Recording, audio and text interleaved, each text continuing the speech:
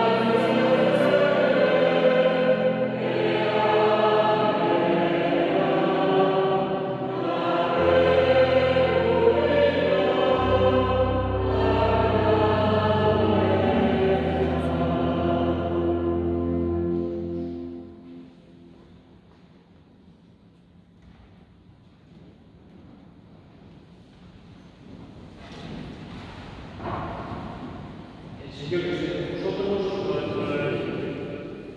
Lectura del Santo Evangelio según San Juan.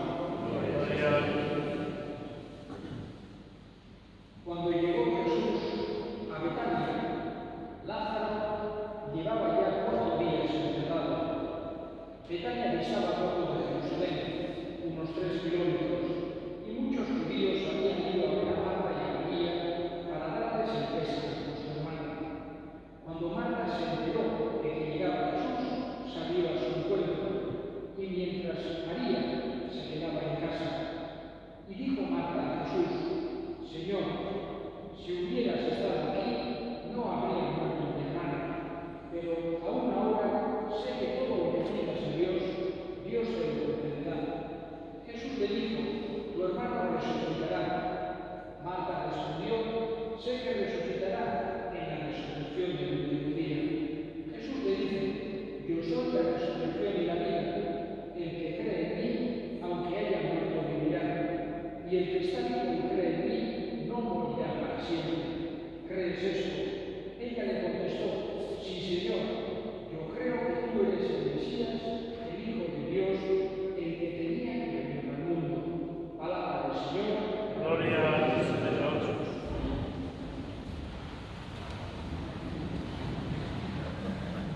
Una de las características de Jesús que más había impactado a los más estrechos seguidores, a los más cercanos seguidores, es como en una ocasión Jesús preguntó a sus discípulos, una vez que había hablado de la Eucaristía, del pan de vida, diciendo Jesús estas palabras que para los que le estaban escuchando eran misteriosas, pero que para nosotros son perfectamente comprensibles después de tener todos los datos, digamos, de lo que fue pasando.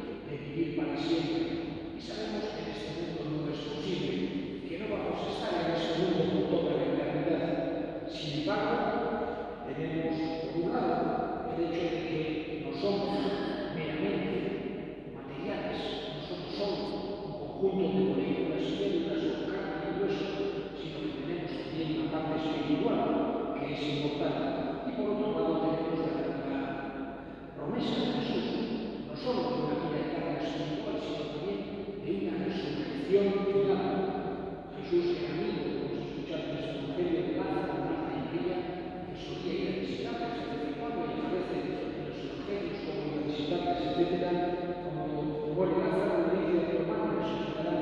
Marta, que ya lo había escuchado muchas veces a Jesús, le dice, sé que resucitará en la resurrección del último día. Jesús en este caso se refería a otro tipo de resurrección que iba a hacer como un milagro, pero en cualquier caso nos dice, yo soy la resurrección de la vida, el que cree en mí, aunque haya muerto, vivirá. Esta es la gran esperanza del creyente, que a pesar de la dureza que tiene siempre la muerte, como separación, como desgarro, en cualquier momento que llegue, la muerte siempre es triste, la muerte siempre es dura. Pero tiene Jesús, que el creyente tiene una esperanza profunda en la vida eterna, creyendo en Jesús, creyendo en nuestro Salvador, que ha muerto para darnos la vida. Hoy estamos despidiendo a Ana María en esta tarde, después de ya varias semanas de la muerte. Nos hemos juntado en este mensaje social tan complicado, nos hemos juntado aquí, por un lado, a acompañar a la familia en estos momentos de dolor. Mucha gente no ha podido venir por la situación, pero también está cerca, espiritualmente, ha hablado con la familia, etc.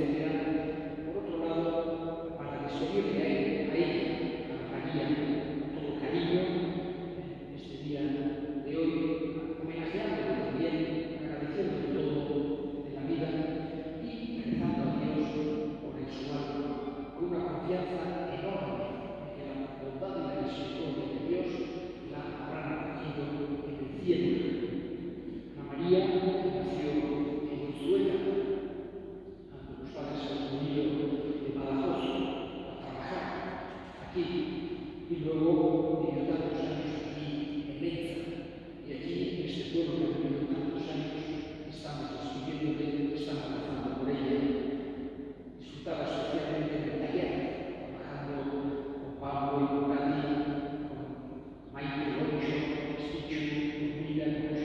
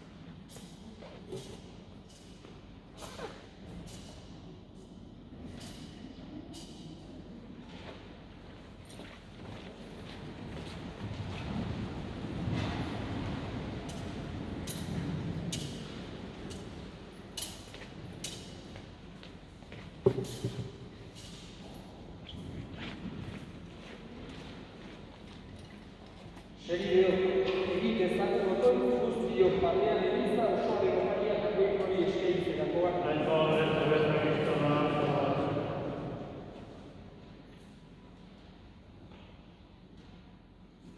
Ager zaitez jauka, baki zure zerbitzariaren alde eta egizu berorentzat eskaintzen dizugun bake ugari honen bidez, bekatuko txurik edo argalkeria zegitako utxik egiten mazaio, garbi eta barkatak dakiola.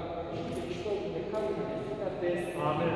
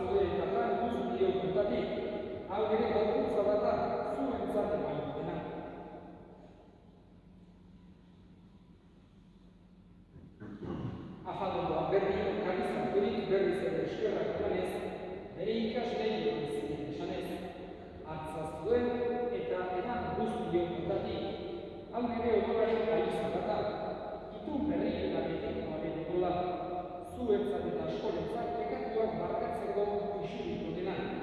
Egizturea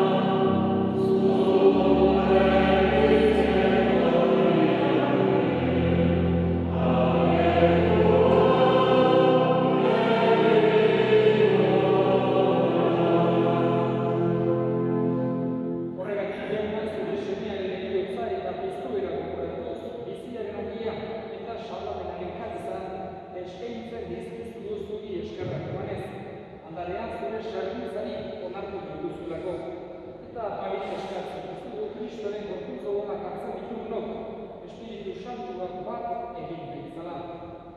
Gogoan izan jauna, mundu guztian zabaldu egin dagoen zure izan.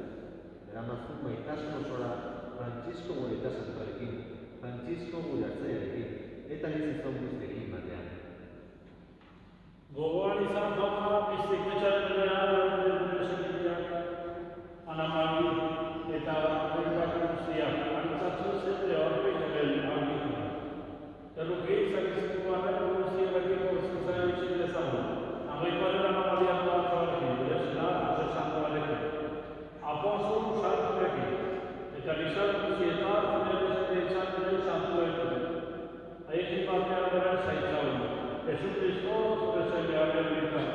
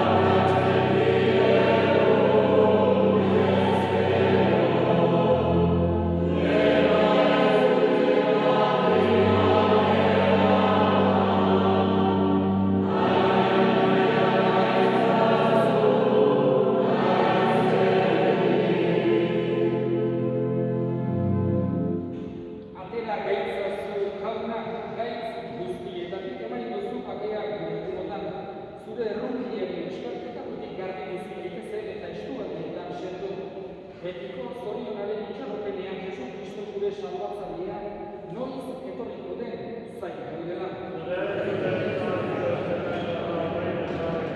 Jesucristo gure jauna zeresana da, solduen pakea uzten dizuet, nire pakea ematen. Begiran zure Elizaren sinismenari eta ez gure pikatuei.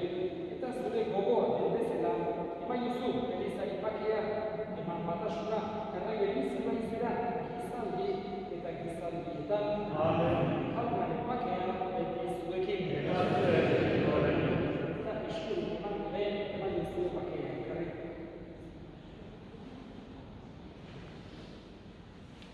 Hango ikuasi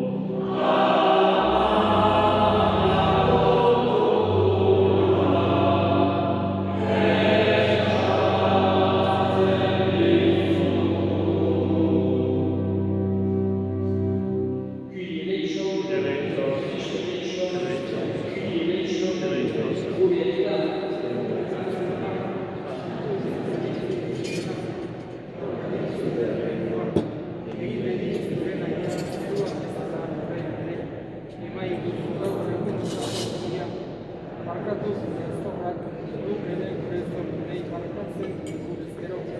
Eta ez du bestaldi eraman, beren atera gaitza zua izatik.